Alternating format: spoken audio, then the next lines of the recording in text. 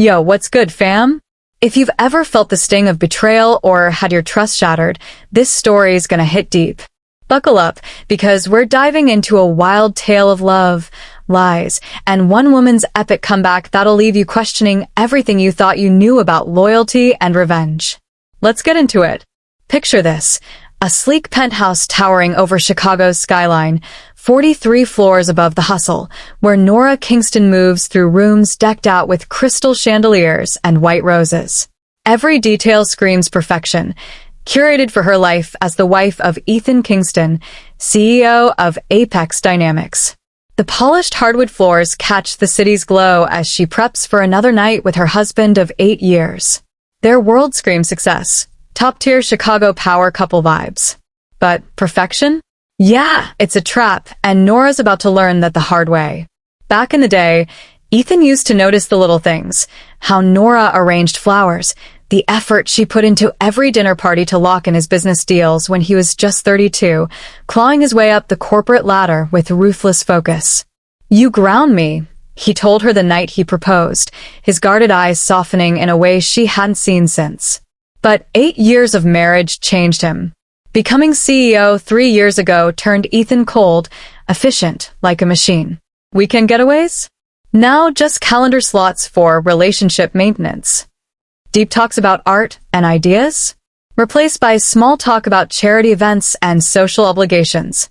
Still, Nora clung to hope, believing the man who once teared up reading her favorite poem was still in there somewhere. Love, she thought, was about seeing who someone could be, not just who they'd become.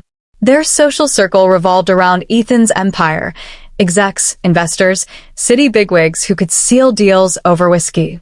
Through it all, Nora had one real friend from before Ethan's world, Kasha Reed, or Cass, her art school roommate with wild red hair and a laugh that could light up a room. While Nora painted, Cass built a killer marketing firm for high-end brands. She was Nora's rock, her confidant, the one who still called her Starling. When Ethan's company needed a rebrand, Nora hyped Cass to take it on, never suspecting she was setting herself up for a fall. Cass's campaign crushed it, winning awards, and Ethan couldn't stop raving. "Your girl's a genius," he'd say, his eyes sparking in a way Nora hadn't seen in forever. Cass became a regular at their dinners, lake house weekends, and cozy nights in. She fits so well, bringing life to a marriage Nora didn't realize had gone stale. The first hint of trouble came like a backhanded compliment. Nora was dropping off coffee in Ethan's home office during a late-night work call when she overheard him on Zoom with Cass. "The Carter account loves emotional hooks," Cass said, her voice sharp and pro. "Let's lean into family values next quarter." "Brilliant as always," Ethan replied, his tone warm, engaged, way different from how he talked to Nora lately. "We're a killer team," Cass laughed, and something about it felt too close, too personal. Nora brushed it off as work chemistry. She wanted them to vibe, right? But doubts started creeping in, like a weed in a crack. If you've ever had that gut feeling something's off in your relationship, drop a comment. Sometimes your instincts know before your heart's ready to face it. Over the next few months, the cracks spread. Ethan worked late, blaming meetings with Cass's team. He hit the gym at weird hours, coming back buzzing with energy that had nothing to do with Nora. His phone, once left on the counter, was now glued to him, face down, locked with a new passcode he called company policy.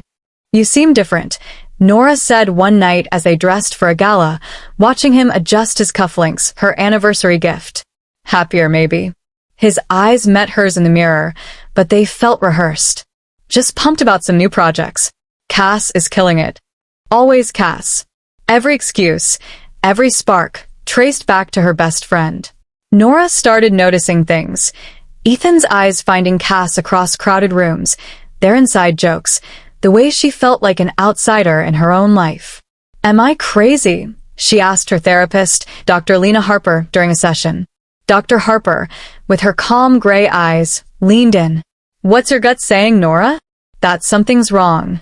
That Ethan's slipping away." "But Cass? She'd never do that to me."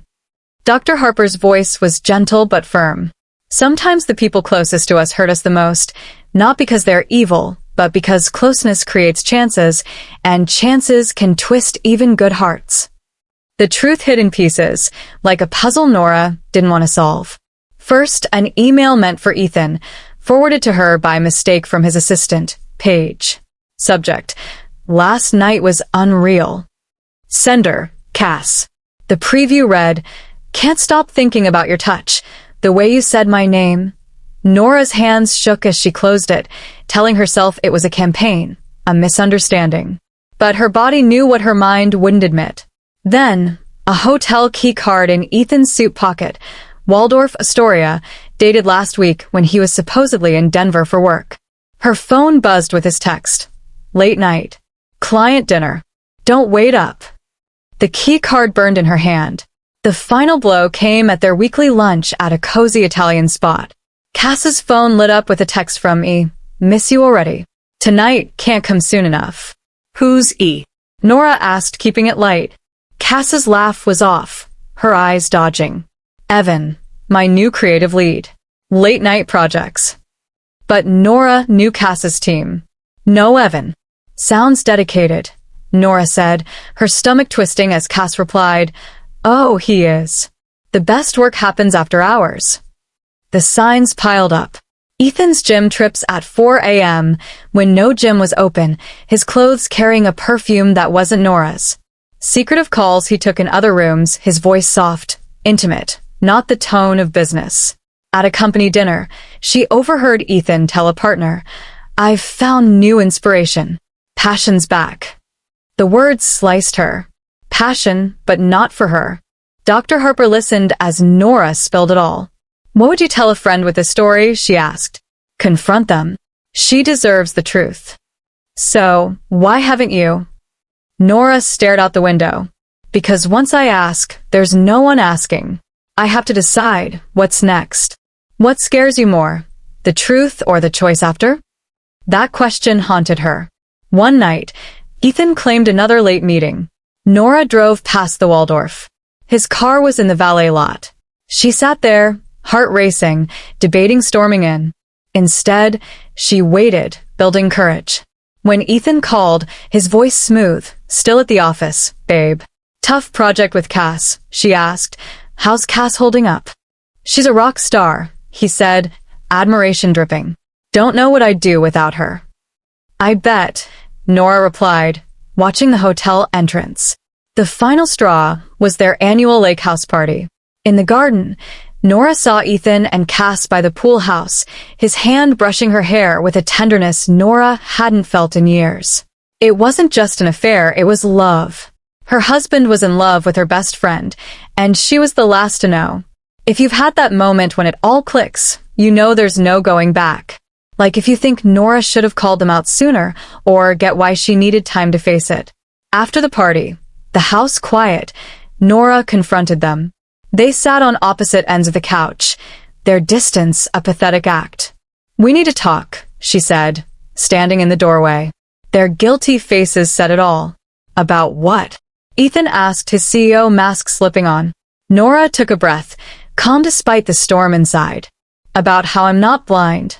I'm done pretending. The silence was heavy. I know, she said, the words sharp. Ethan's jaw clenched. Know what? His voice cracked. Don't, Nora snapped. I've seen the emails, the key cards, the looks you thought I missed. How long? She asked. Cass broke, tears falling.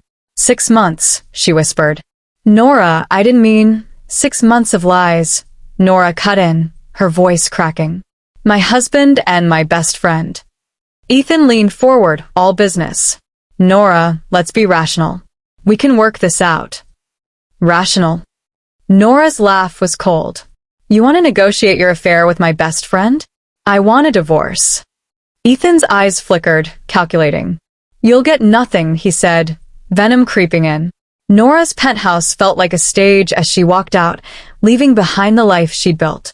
At the Drake Hotel, she watched the city, clarity replacing doubt. Her phone blew up, 17 calls from Ethan, 12 from Cass. She ignored them.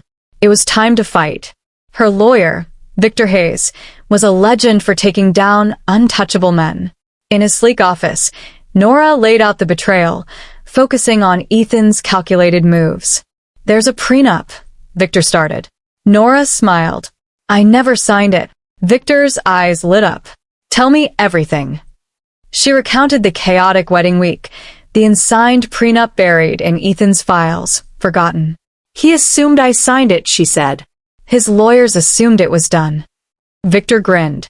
"In Illinois, without a prenup, you're entitled to equitable distribution. Given Apex's growth during your marriage, we're talking hundreds of millions." Nora met with Victor weekly, building a case. Ethan's team, led by ruthless attorney Marcus Tate, tried everything, painting her as unstable, a gold digger. They dug into her past, her therapy, her socials. Victor countered with proof of Ethan's affair, credit card charges for gifts to Cass, hotel bookings under fake names, texts from company phones. The kicker? Paige, Ethan's assistant, spilled it all. Fake meetings, booked suites, lies she unknowingly enabled. Ethan's team got dirty, leaking stories that Nora orchestrated the affair for payout, planting cameras in their lake house, even hiring a trainer, Luca, to seduce her. Luca confessed to Nora over coffee. "Ethan offered me 10 grand for photos to prove you cheated." She turned him, his testimony exposing Ethan's fraud. Ethan hid assets, funneling money through shell companies. Victor's accountants traced every move, uncovering emails showing Ethan planned for divorce 2 years ago, even profiling Nora like a business rival. "He saw me as a threat to manage," Nora told Dr. Harper. "Not a wife to love." The media war raged. Victor leaked Ethan's schemes to reporters, while Nora's interview with journalist Claire Novak went viral. In her art studio, surrounded by bold new paintings, Nora said, "I believed in love, but some see marriage as a deal to close." Hashtag Nora Strong trended, her story resonating with women everywhere. Ethan's empire crumbled. Apex's stock tanked 30% when the SEC probed his shady deals. Board members demanded his resignation. Paige took over his role, a poetic twist. Ethan offered $50 million to settle quietly. Nora countered, $800 million, half the lake house, and a public apology. "He'll never apologize," Victor warned. "Then we go to trial," Nora said. A year after the confrontation, Nora won $800 million, half Ethan's Apex stake, and alimony for life. Ethan resigned, fleeing to London to dodge the fallout. Cass moved to Seattle, rebuilding her life in therapy. Nora opened a River North gallery, her show Rebuilt, showcasing fierce paintings of her journey. Her foundation, Kingston Women's Legal Aid, helped women fight powerful abusers, with 15 cases in its first month. Standing in her gallery, Nora overheard 2 women. "How do you trust again after that?" one asked. Nora turned. "You trust yourself first. Know your worth, and no one can make you settle for less." They gasped. "You're Nora Kingston." "Just Nora," she smiled. "The best relationship is with yourself. Everything grows from there." Dr. Harper's final text read, "The fortress was always in you." Walking Chicago's streets, Nora felt free, not from revenge, but from rebuilding herself stronger than ever. Thanks for watching, fam. If Nora's story fired you up to stand your ground, share it with someone who needs it. Hit like if you think actions should have consequences, and subscribe for more real stories. Catch you in the next one.